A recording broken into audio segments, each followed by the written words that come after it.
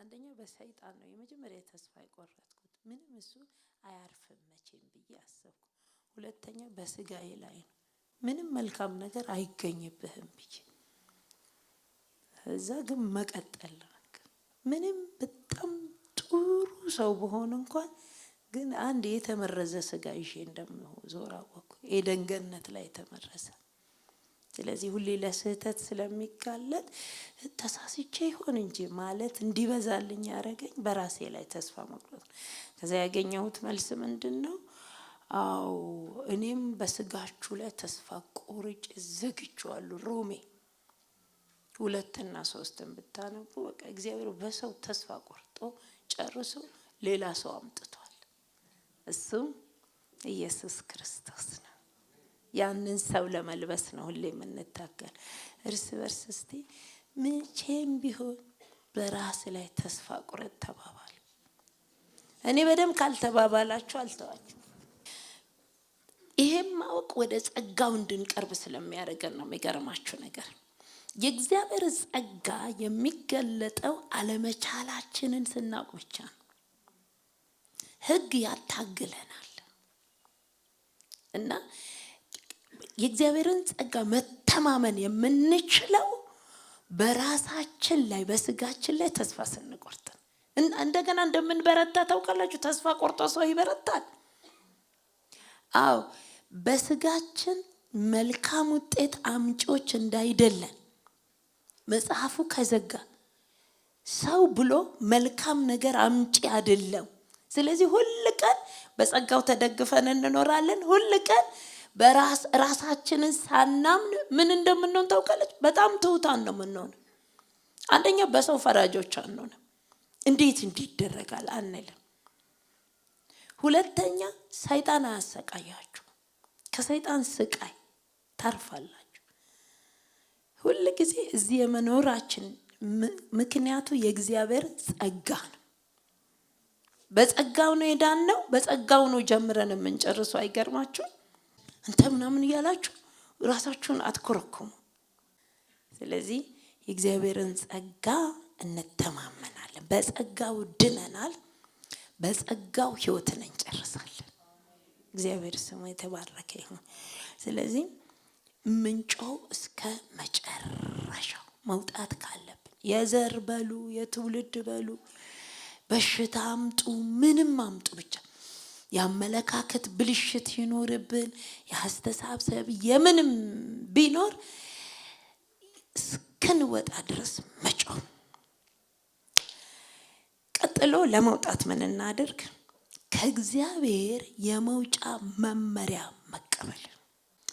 ቶሎ ቶሎ ከተነበበልኝ 1:3 ብቻ ዘጸአት 7:14 8:20 ከዛ ደግሞ 10:12 ተከፋፍላችሁ ከዛ የመጨረሻ 12:7-11 እግዚአብሔርም ሙሴን አለው የፈርዖን ልብ ደነደነ፣ ህዝቡንም ለመልቀቅ እምቢ አለ። እሺ እስቲ 8:20 እግዚአብሔርም ሙሴን አለው ማልደህ ተነሳ፣ በፈርዖንም ፊት ቁም፣ እነሆ እርሱ ወደ ውሃ ይወርዳል፣ እንዲህም በለው እግዚአብሔር እንዲህ ይላል እንዲያገለግለኝ ህዝቤን ልቀቅ። 9:8 እግዚአብሔርም ሙሴንና አሮንን እጃችሁን ሞልታችሁ ከምድጃ አመድ ውሰዱ፣ ሙሴም በፈርዖን ፊት ወደ ሰማይ ይበትነው። 10:12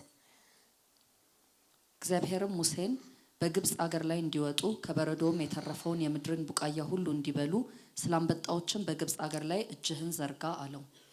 12:7-11 ከደሙም ወስደው በሚበሉበት ቤት ሁለቱን መቃንና ጉበኑን ይቀቡት። በእሳት የተጠበሰውን ስጋውንና ቂጣውን እንጀራ በዚያች ሌሊት ይብሉ፣ ከመራራ ቅጠል ጋር ይበሉታል። ጥሬውንም በውሃው የበሰለውንም አትብሉ፣ ነገር ግን ከራሱ ከጭኑ ከሆድ ዕቃው ጋር በእሳት የተጠበሰውን ብሉት። ከእርሱም እስከ ጠዋት አንዳች አታስቀሩ፣ እስከ ጠዋትም የቀረውን በእሳት አቃጥሉት። ወገቦቻችሁን ታጥቃችሁ ጫማችሁን በእግራችሁ በትራችሁንም በእጃችሁ አድርጋችሁ እንዲብሉት፣ ፈጥናችሁም ትበሉታላችሁ። እርሱ የእግዚአብሔር ፋሲካ ነው። ከ12 ወደ ላይ ብንሄድ ይሻላል። ይሄ የመውጣት ቀን ነው። የ12ቱ ዘጸአት 12 ማለት ነው። የመጨረሻ የመለያያ ቀን ነው እስካሁን ድረስ በጣም አጓጊ ነበረ። ማለት ለመለያየት እግዚአብሔር እንደዛ አድርጉ እንደዚህ አድርጉ ያላቸው ገና ከመጀመሪያው ምን ብሎታል መሰላችሁ ሙሴን? ሰውየው ዝም ብሎ አይለቅህም አለ። ልቡ ይደነድናል። ልቡ የሚደነድነው ግን አሁን ስለተጻፈልን እግዚአብሔር በግብጽ ያለውን አማልክት ሊበቀልና ክንዱን ለአሕዛብም ለሕዝቡም ሊያሳይ ስለፈለገ ነው። ትወጣላችሁ አይሻርም። በነገራችን ላይ አይገርምም? ትወጣላችሁ እኮ አይሻርም። ግን ለመውጣት አውጪው እግዚአብሔር ከሆነ የመውጣት መመሪያ አለው። እዩ 12ን ተመልከቱ። በእያንዳንዱ ቤተሰብ ጠቦት ይታረዳል። ከዛ በኋላ ስለሚታረደው ጠቦት እንኳን የቱ ምን እንደሚደረግ የቱ እንደሚበላና እንደማይበላ ከዛ አበላል ጭምር ይነግራቸዋል። እስቲ ደግመን እናንብበው። እስቲ አንዴ ስሙት በደንብ አስተውላችሁ። አሁን ሐሳቡን ስላገኘ ነው። ከደሙም ወስደው በሚበሉበት ቤት ሁለቱን መቃንና ጉበኑን ይቅቡት። እሺ። በእሳት የተጠበሰውን ስጋውንና ቂጣውን እንጀራ በዚያች ሌሊት ይብሉ። እሺ። ከመራራ ቅጠል ጋር ይበሉታል። ጥሬውን በውሃም የበሰለውን አትብሉ። ነገር ግን ከራሱ ከጭኑ ከሆድ ዕቃው ጋር በእሳት የተጠበሰውን ብሉት። ከእርሱም እስከ ጠዋት አንዳች አታስቀሩ። እስከ ጠዋትም የቀረውን በእሳት አቃጥሉት። ወገቦቻችሁን ታጥቃችሁ ጫማችሁን በእግራችሁ በትራችሁንም በእጃችሁ አድርጋችሁ እንዲህ ብሉት። በጣም ከባድ ነው እኮ እዩት። ቢዛነፍስ የሆነው ነገር ለምሳሌ እንበልና ትልቁን ነገር እናንሳ። አርደው ባይቀቡስ ይሞታሉ እኮ። እስራኤላዊ ነኝ እኔ፣ አይሁዳዊ ነኝ እኔ፣ ዕብራዊ ነኝ፣ የአብርሃም ልጅ ነኝ፣ የዮሴፍ ምናምን ያክስቱ ልጅ ነኝ። አያዋጣም።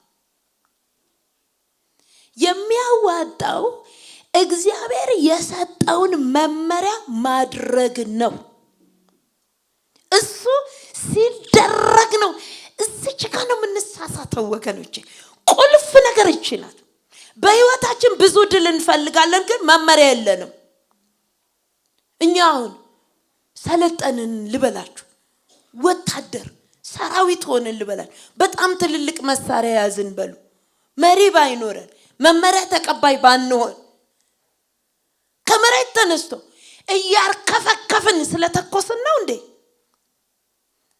እኔ 2 ዓመት የሰለጠንኩሽ 2 ዓመት እንትን ዩኒቨርሲቲ 4 ዓመት ነው ምንም አያዋጣም። ለጦሩ መሪ አለው። ባውቅ ኖር በደንብ እናገር ነበር።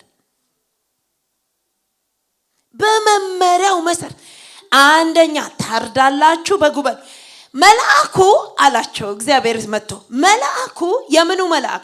የሞቱ መልአክ ሲመጣ የማይገባበት ምክንያት አንዳለው። ምንድነው ምክንያቱ? ደሙን፣ ምንም ሌላ ነገር የለው። ደሙን ሲያይ ይመለስ፣ ካላየ ይገባል ነው። በቃ መመሪያ ነው። በጣም መንፈሳዊነት ቢሰማችሁ አይነካኝም ብትሉ አይሆንም። እኔ አገልጋይ ነኝ ብትሉም አይሆንም። መሪ ነኝ የእስራኤል ሽማግሌ አይሆንም። ከዛ ቀጥሎ ለምን ይሆን አበላሉን ጭምር ነው የነገራቸው። ወገኖች አሁን እስቲ ፈጠን ብላችሁ ብላ ዱላ ያዙ ሱሪያችሁን ምናምን ያልተባሉት ነገር እኮ ሌሊቱን ጥርግ አርጋችሁ እደሩ። ቢተርፍ ትታችሁት የምትወጡት ቤት ውስጥ ምን ችግር አለ? እጫት ፈላሰፉ አመናፈሳችሁት። በጣም ቢተርፍ ምን አለበት? ያገኛችኋል። የሚያገኛችሁ አርጉት። እስቲ አናውቅም የመንፈስ ቅዱስን መጽሐፍ ቅዱሳችን አታውቁም ይለናል። ይሄ ለጸሎት ሮሜ 8 ከ27 እስከ 30 ምናነሳው እኮ እንዴት እንደምናደርግ እንዴት መንፈሳዊ ዓለም እንደምንኖር አናውቅም። ማን ብቻ ያውቃል ይለናል? እግዚአብሔር ብቻ፣ መንፈሱ ብቻ ያውቃል። ለሚያውቅ መንፈሱ ራሳችሁን ስጡት።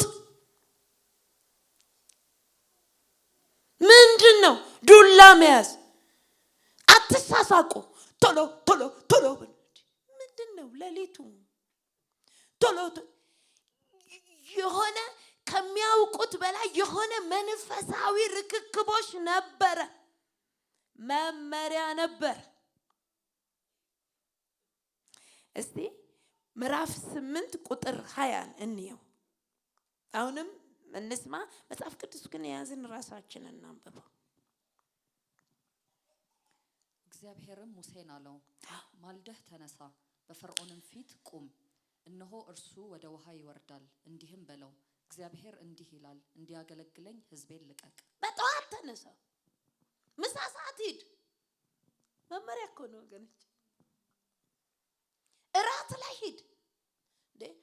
መንፈስ ቅዱስ የማይመራው ሰው በነገራችን ላይ ድል አያገኝም። ብታምኑም ባታምኑም በመንፈስ የሚመሩ እነዚህ የማን ልጆች ናቸው? የእግዚአብሔር ልጆች። እግዚአብሔራዊ መመሪያ ሳንቀበልና ሳናደርግ የእግዚአብሔርን ድል መቀበል አንችልም። የሰው ድል፣ የራሳችንን ድል መቀበል እንችላለን። በነገራችን ላይ ህይወታችን በሙሉ በመመሪያ የተሞላ ነው። እዩ፣ እግዚአብሔር አሰጥቷቸዋል። የገቡት በመመሪያ እንደሆነ ታውቃላችሁ። ደመናው ይመጣና ቁጭ እዚህ በረሃ ላይ ቀኑ አይረዝምም። በነገራችን ላይ ምንም አያመጡም ነበር። ቀኑን ያራዘመባቸው እሱ ነው አይደል? ቁጭ ደመናው መጥቶ ከተቀመጠ ቁጭ። ወገኖች ጸሎቶቻችን ራሱ ላይ እኮ ዝም ማለት ከተገባን እኮ ዝም ማለት እንዳለብን ታውቃላችሁ። የግድ መንጫጫት አለብን እንዴ? መንጫጫት ካለብን ደግሞ መንጫጫት። እባካችሁ ጸሎት ላይ በጣም ከባባድ ስህተቶችን ነው የምናደርገው። እኔ አሁን በአብዛኛው ጊዜ ስጸልይ በግሌ ወገኖች ጸጥታውን እወዳለሁ። ጸጥ ብዬ ነው። ካስጮኸኝ ደግሞ ጮኻለሁ። ትናንት ፕሮግራም ነበረን። በማይጮህበት ቦታ ላይ ጮኩኝ። መንፈስ ቅዱስ የመንፈስ ቅዱስ መመሪያ ምንም በነገራችን ላይ ያለ መመሪያ ድል በመንፈሳዊ ዓለም ላይ ሙሉ ለሙሉ ነው የሌለው። መመሪያ በትዳራችን፣ መመሪያ በትምህርት ቤት፣ መመሪያ ወገኖች። አንዳንዴ እኮ መንፈስ ቅዱስ ጸጥ እንድንል ይፈልጋል አይመስላችሁ?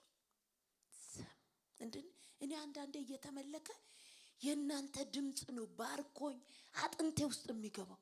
ይግድ እኔ ማለት የለብኝም። እልል ስል ደግሞ በደንብ ነው የምለው። ሊረብሻችሁ ይችላል፣ ግን እልል ማለት አለብኝ።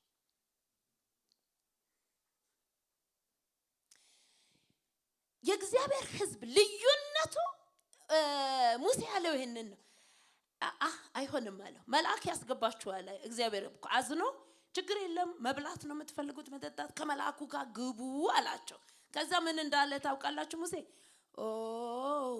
እቺ እንኳን ለኔ አትመጥነኝም አለ። ሃሌሉያ፣ እግዚአብሔር ይመስገን። ምንም እንዳይመጥነን እግዚአብሔር ይርዳል። አሜን ወገኖቼ። የሚመጥነን እግዚአብሔር ብቻ ነው። ምንም ሰይጣን ፈትሾ የሚመጥነን እሷን የሚመጥናት እሱን የሚመጥናት የሚል ህይወት አይኖረን። እኔን አይመጥነኝም፣ ከነዓን አይመጥነኝም አለ ሙሴ። አይከርማችሁም? ከነዓን አይመጥነኝም አለ። ዘዳግም 33 ሰሞኑን እንጦጦ መካነ ኢየሱስ እየተማርነው ነበር። ዘዳግም 33 አይመጥነኝም። ምን ከነዓን ወተት ማር ምናምን አይመጥነኝ። የሚመጥነኝ ምንድን? አንተ ራስህን አለ። ክብርህን ሳይጠግባለሁ። ምን አይነት ክብር ነው? ባህር የሚከፍል ውሃ ወደ ደም የሚቀይር ሰው፣ የግብፅን ታላቅ መንግስት ያንቀጠቀጠ ሰው እግዚአብሔር አሁንም ገና አላወቅኩህም። ምን አይነት ትህትና ነው? ምን አይነት ዕውቀት ነው? ያንን ሁሉ ክብር ያየ ሰው እኔ ክብር አላየሁም እግዚአብሔር ሆይ አለ። አሳየኝ ክብርህን። 33 ላይ ደርሶ እንደሆነ ታውቃላችሁ። መጀመሪያ ላይ ቢል አይደንቅም። የሙሴን ህይወት የሚሞላውና የሚመጥነው ራሱ እግዚአብሔር ነው። አሜን። ስለዚህ ሁሉ ጊዜ ሙሴን አይታችሁ ከሆነ መመሪያ ተሰጠኛል። አንድ አባት 3 ሴቶች ልጆች ወለደ። በእስራኤል ሕግ ሴት ልጅ የአባት ወራሽ የርስት ወራሽ አይሆንም። ልጆቹ ደፋር ጀግና ሴቶች ልጆች ብቻ ያላችሁ ጌታን አመስግኑ። ጀግና እንዲሆኑ ጸልዩላቸው። ሄዱና እኛ አንድ መመሪያ አለን። የማን? የእግዚአብሔር መመሪያ አይወርስም ይላል። የኛን ግን ምን ታስባለን? እዛ የሙሴንም የትህትናው ጥግ ተመልከቱ። ታዲያ የእግዚአብሔር መመሪያ እንዲቀይርልሽ ነው እንደፈለግሽው ነው እኮ መልሱ መሆን ያለ። እስቲ ቆይ ምን እንደሚል ዛሬ ደግሞ አይታወቅም ማለት።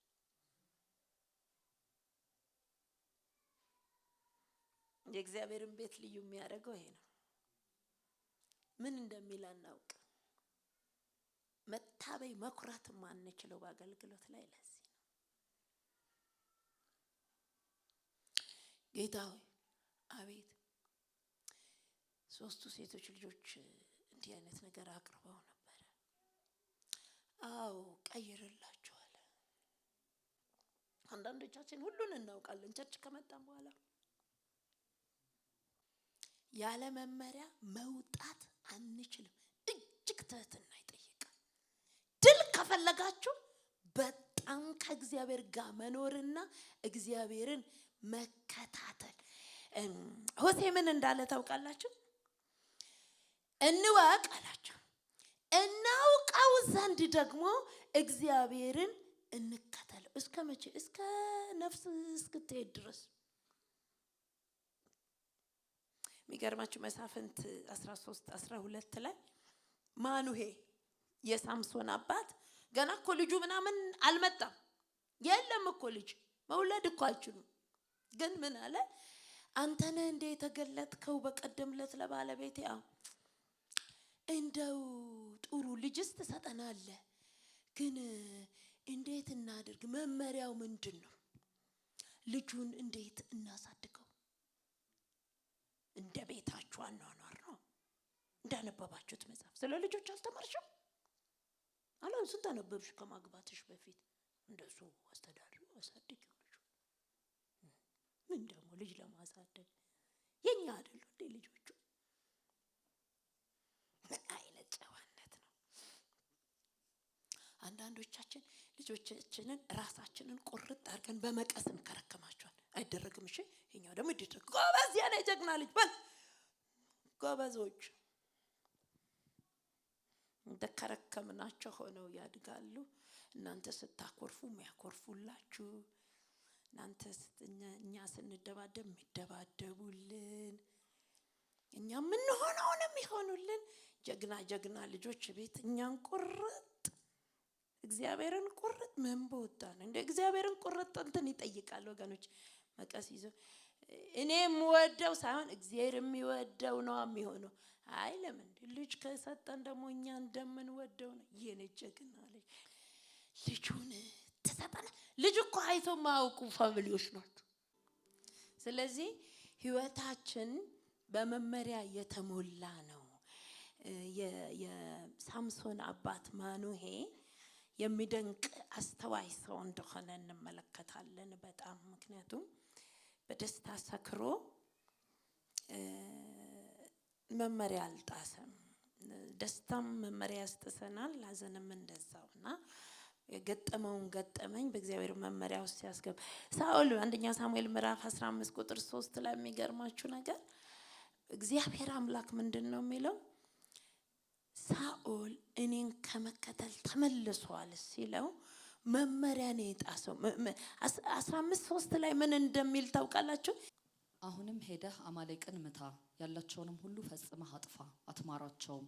ወንዱንና ሴቱን፣ ብላቴናውንና ሕፃኑን፣ በሬውንና በጉን፣ ግመሉንና አህያውን ግደል። በቃ የእግዚአብሔር መመሪያ ይሄ ነው ለሳኦል። ምንም ከብት ያላቸውን በሙሉ ወንዱንም ሴቱንም ሁሉንም አጥፋ የሚል ነው የተሰጠው ትእዛዙ። መመሪያው ይሄ ነው።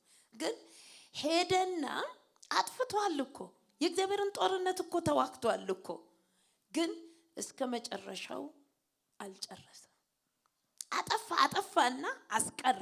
ላስቀረው ጉዳይ ምክንያት አለው። ይናገራል እኮ አንደኛ ህዝቡ ነው። ሌላው ላንተ ጥቅም ብዬ ነው እንጂ መንግስቴን ለማዳበር ለማወፈር ብዬ አይደለም። እኔ መቼ አምጣልኝ አልኩ? ከመመሪያ ነው የወጣው ወገኖቼ። ከመመሪያ መውጣት ከእግዚአብሔር ፊት እንደሚያስንቀን ታውቃላችሁ።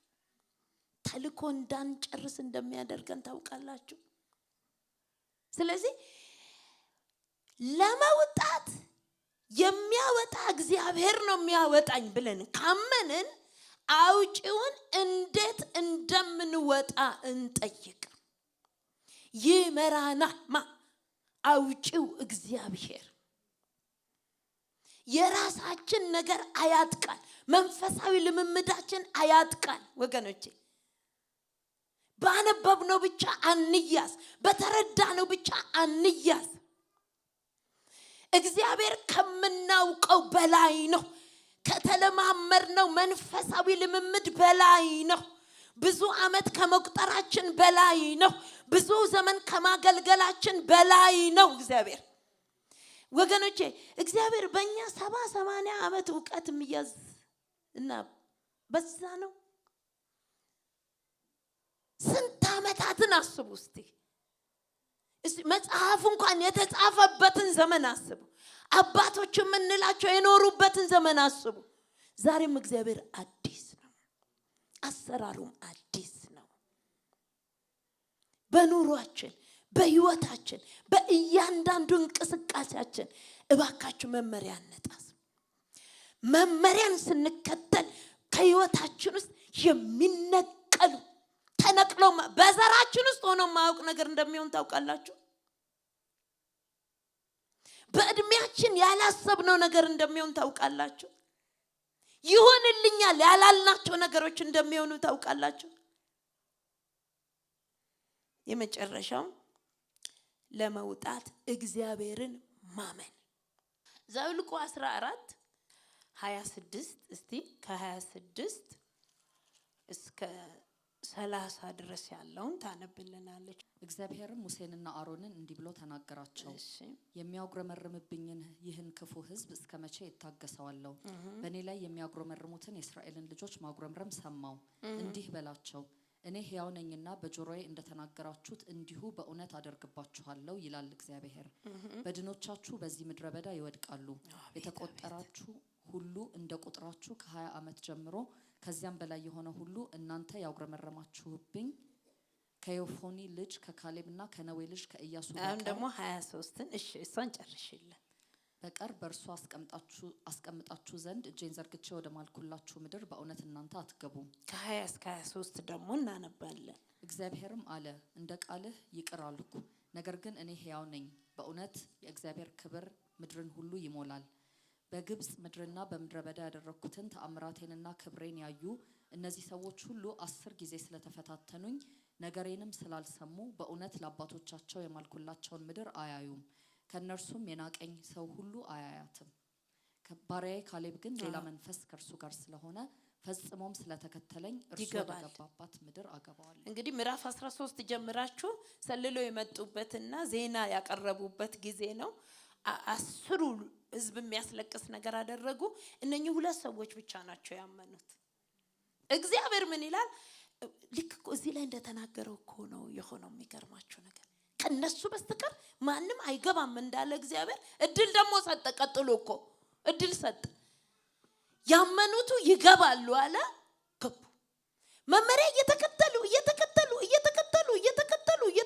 መጣው። እዚህ ጋር ደርሶ መመሪያውን በትክክል እየተከተለ ያለው ሙሴ እዚህ ጋር ደርሶ እግዚአብሔርን በደሉት። በምን? ባለማመን በደሉት። ስለዚህ አልገቡም። በነገራችን ላይ ከእግዚአብሔር ጋር ለመውጣት ተነስተንም መመሪያም ተከትለንም ባለማመን ደግሞ ልንቀር እንችላለን። አለማመን እግዚአብሔርን መጠርጠር ስለሆነ ከባድ ነገር ያስቀራናል። ከታላላቅ ነገር ያስቀራናል። እግዚአብሔርን በየትኛውም ሁኔታ እውነት አላቸው። ሁኔታውን በዝርዝር አቅርበዋል። ኢናቃውያን ናቸው፣ የታወቁ ጦረኞች ናቸው። ቁመታቸው ሲታይ በራሱ ያስፈራል። ሁሉ ነገር እኮ እውነት እኮ ነው። እግዚአብሔር እኮ አልካደም። ያስ እውነት ቢሆን ከግብጽ እንዳወጣችሁ ዛሬ አላወጣችሁም ወይ? ትናንት ያዳንኳችሁ ዛሬ አላድናችሁም ወይ? ያድናል ብለው እኮ ነው ያመኑት ካሌብና ኢያሱ። እግዚአብሔር እንደ ትናንቱ ያድናል። ዛሬ ይህንን አድርጓል፣ ነገም ያደርጋል ነው። እውነቱ እውነት ነው። ነገር ግን እግዚአብሔር ደግሞ ይችላል። እግዚአብሔር ይመስገን ወገኖች። ለመውጣት ይችላልን ካላመንን ከባድ ነው። እኔ በጣም ያመኝ የነበረውን ህመም ነግሬያቸዋለሁና አንድ ቀን ምን አልኩኝ? እግዚአብሔር ብዙ ነገር ይፈውሳል፣ ግን አስም የሚፈውስ አይመስለኝም አልኩኝ። ሰው ሲድን ብዙም አይገጥመኝም ነበር፣ ግን ይፈውሳል። ማይፈወሱ ያሉ ነገሮች በቤታችሁ አሉ። ብዙ ትንታኔ የተቀበላችሁበት የማይሆን የሚመስል ነገር አላችሁ።